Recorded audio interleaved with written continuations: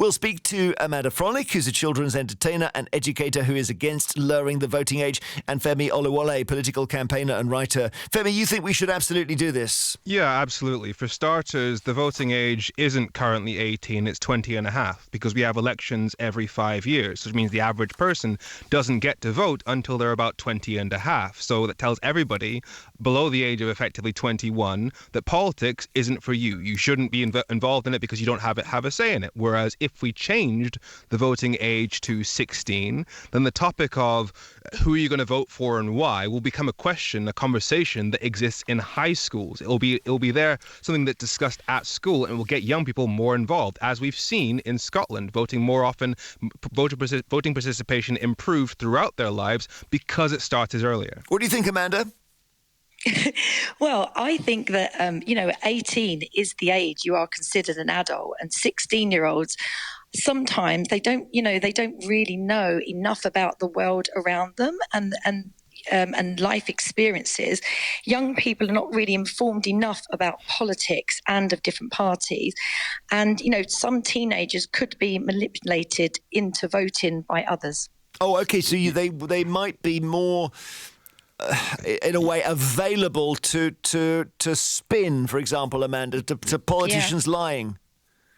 I just think there needs to be more education for teens about politics, and I call myself the children's champion. I really do feel that we need a champion in Parliament for children of all ages, that of a cabinet minister for children and young people, or better still, a department for children, young people and families. Femi? I'm sorry, the idea that 16-year-olds are the ones who are vulnerable to manipulation. It wasn't 16-year-olds that crashed the entire economy because of a poster they saw on a bus. Young people are significantly more aware of the world than those generations that are not going to be here for as long. They aren't as engaged and connected to the world as young people are, especially through apps like TikTok, etc. Just to be clear on the bus reference, you think Brexit shows us that older people are more likely to be taken for a ride? Yeah, young people have spent our entire lives, we've grown up on the internet. We understand that there's a ton of false information that is constantly being thrown at us. We did not fall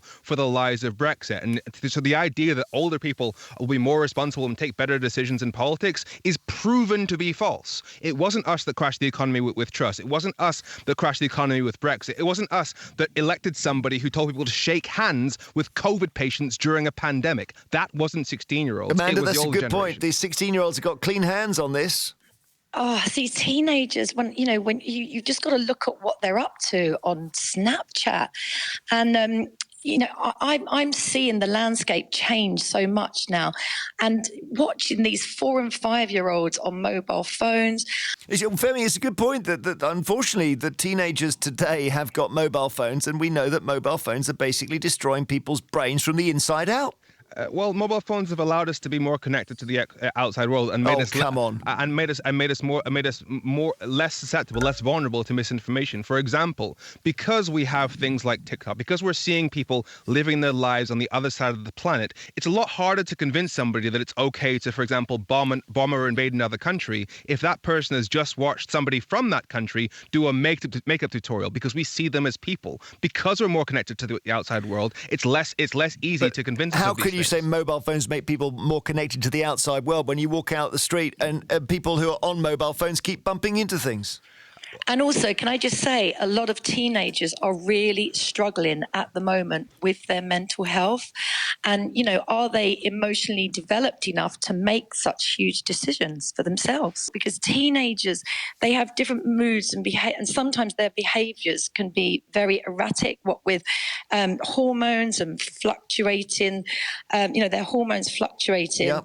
And their brains are they're not even fully formed at this age. I just find the idea of the people who are responsible for the current state of affairs in politics. It wasn't young people who voted for Trump. It wasn't young people who voted for Boris Johnson. They didn't do this. And the simple fact is, it is a deliberate attempt to silence them. In 2019, there was a vote in Parliament as to whether or not to allow 16-year-olds to vote. And Tobias Ellwood, a Tory MP, literally said, while the age of voting is a discussion that should be had in this country, to suddenly thrust it upon us now, when we know it'll probably favour one particular party, i.e. Labour, now's not the right time to do it. They deliberately silenced young people because they know that the things that are happening in politics would not happen if you gave young people a voice, and they're the people who are the most affected by it. It is borderline fascism to say you're not allowed to vote because of who you will vote for. Thank you very much, Deep Femi Oluwole, political campaigner and writer who thinks we should lower the voting age to 16, and Amanda Frolich. Nice to talk to you, Amanda.